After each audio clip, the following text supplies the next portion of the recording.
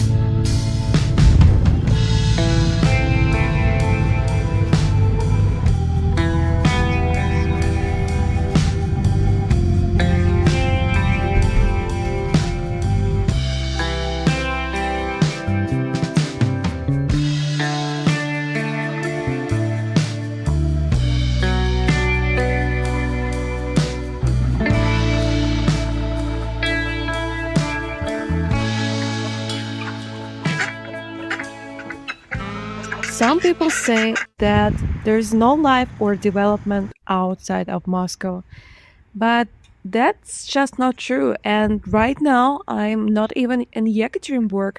I'm in a small town nearby called Verkhnyaya Pyshma. The city is known for its strong university and railway engineering industry. But for me, the most important thing is the forest around it. I would probably trade a lot just to have a view of a pine forest from my window. At good infrastructure and a great coffee shop, and for me, that's a perfect combo. Forests remind me of happy trips to my grandmother, who lived near a pine forest.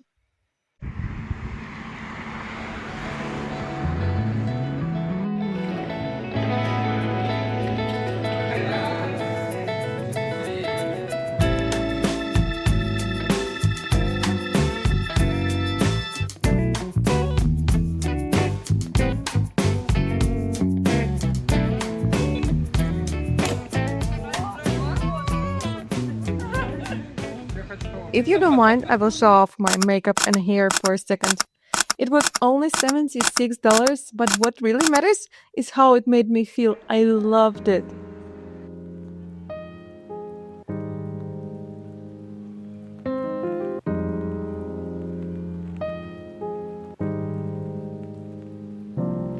After the official registration, the newlyweds usually go for a photo shoot, while the guests have time to get to the restaurant and start with drinks and appetizers. Then the parents welcome the couple with a traditional bread called karavai and bless their children. The bread symbolizes prosperity and well being. After that, the bride and groom take a bite, and whoever takes the bigger piece is said to be the head of the family. Of course, it's just a fun tradition. In modern Russian weddings, there is often a second ceremony, more emotional and colorful, with vows and similar to a Western style wedding.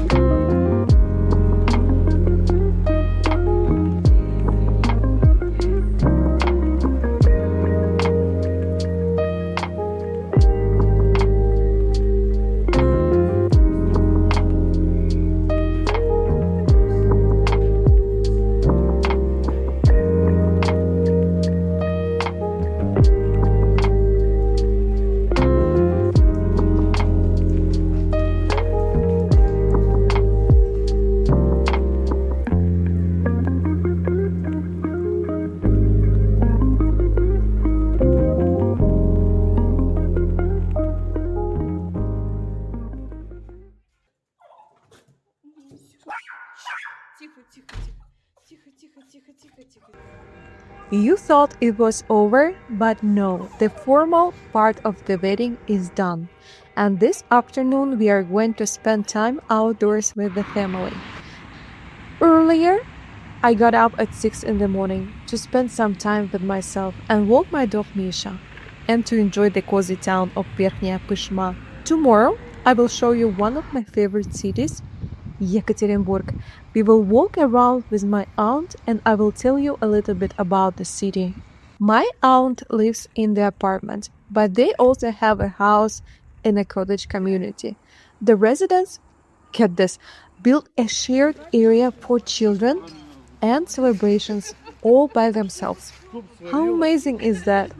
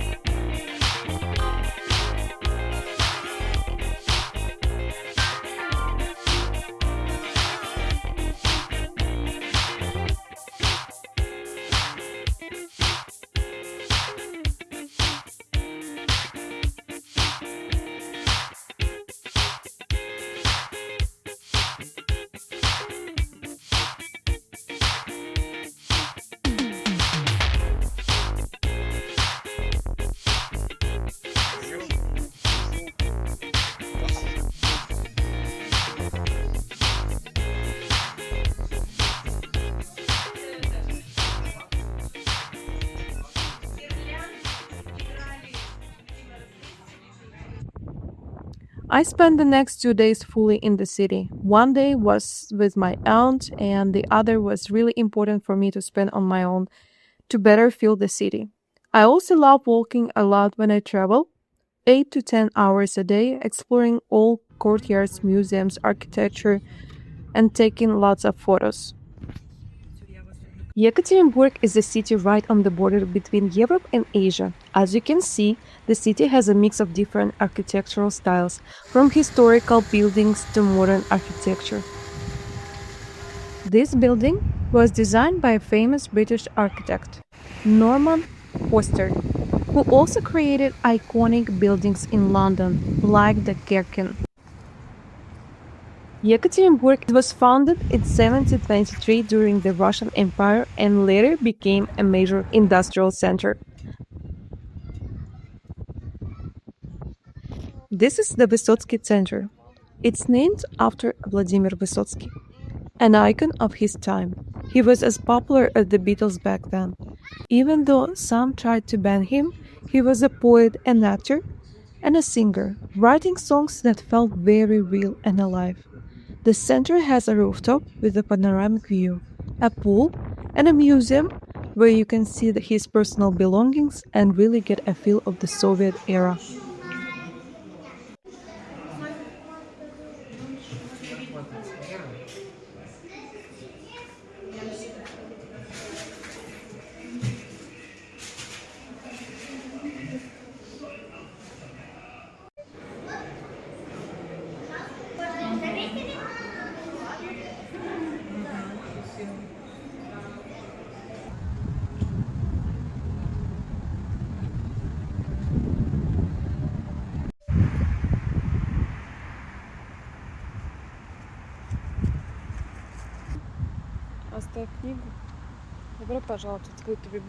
We can surely say that Yekaterinburg started right here. There used to be a factory on this side. Now there is a museum here. On the first floor, you can see the history of architecture. Тихо сиди, тихо.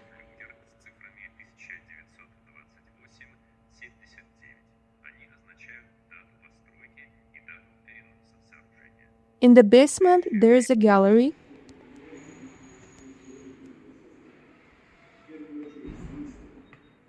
and upstairs, you can attend a lecture about the coins of the Russian Empire. By the way, two-thirds of all coins in the Russian Empire were produced in Yekaterinburg. Just imagine how rich this region was in resources. By the way, they even let me carry my dog inside the museum, which says a lot about Russian hospitality, especially since I told them I had come from another country. And people here really love dogs. Unfortunately, I can't really show this off back home.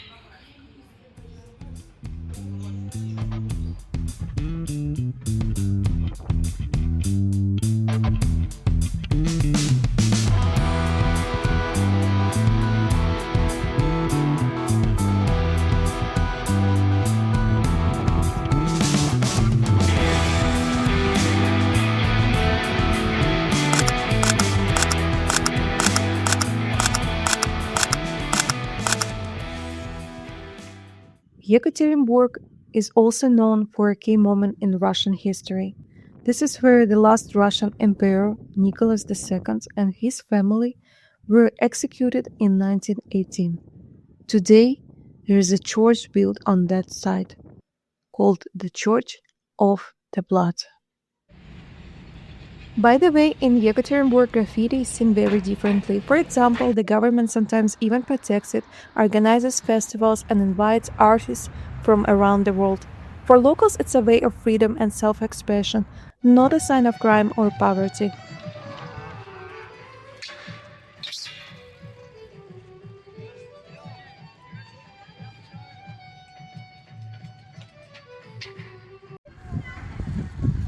Before I head back to Astana, let me show you a completely new, huge district of Yekaterinburg, which reminds me of my hometown Slab Bank in Astana, just as new, clean, and fast developing. This is where our newlyweds live, and tomorrow I'm going home while they are flying off on their honeymoon to Egypt. Thank you for watching.